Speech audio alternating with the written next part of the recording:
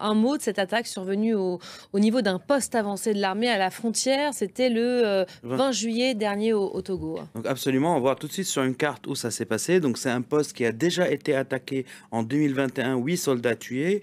Les autorités togolaises reconnaissent la mort de 30 personnes, 30 militaires en 2023, mais dernière attaque d'ampleur, c'était le 17 juillet 2023. Donc cette attaque, cette dernière attaque du 20 juillet s'est déroulée à 15 heures. Des djihadistes ont attaqué depuis le Burkina Faso à bord de motos, de véhicules avec un appui de feu de mortier et une attaque avec plusieurs dizaines de djihadistes. On va voir des images maintenant d'un véhicule blindé Mamba, donc qui appartient à l'armée togolaise. On voit la violence des combats qui ont eu lieu dans cette caserne. Et puis on va voir les images de revendication, donc des djihadistes du JNIM. On va voir la quantité d'armement sur laquelle ils ont mis la main. Donc on va voir 4 mortiers, 2 mitrailleuses lourdes et surtout des fusils d'assaut là qu'on voit donc de fabrication croate. Donc ce sont des fusils d'assaut VHS assez modernes.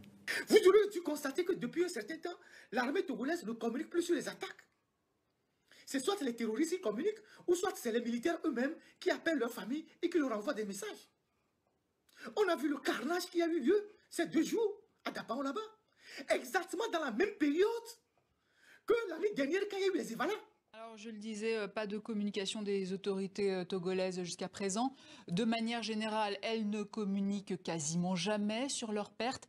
Pourquoi cette stratégie?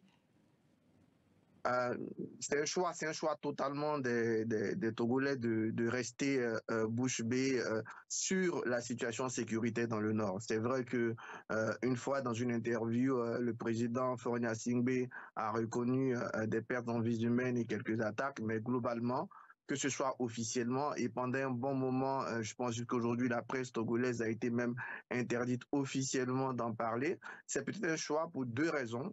La principale, c'est que certains chefs d'État estiment que balancer des informations sur ce qui se passe peut créer beaucoup plus de frayeur, beaucoup plus de psychose dans la population. Donc, ils ont tendance à vouloir contrôler et à ne pas donner aussi le sentiment de réussite au groupe djihadiste. Vous verrez que d'ailleurs, c'est les images qu'on a de l'attaque du Togo viennent de ces groupes-là. La deuxième chose, c'est que justement, dans des contextes politiques souvent tendus, dans des contextes politiques où les pouvoirs sont souvent contestés ou en rupture de banc avec la population, c'est bien de ne pas rajouter de la tension dans ces pays-là. Donc l'un et l'autre peuvent l'expliquer, même si je pense quand même que les populations ont quand même droit à comprendre et à savoir ce qui se passe sur le sol, d'autant plus que dans la lutte contre le terrorisme, l'apport de ces populations-là, en termes de renseignement, en termes de compréhension de la menace, est capital pour réussir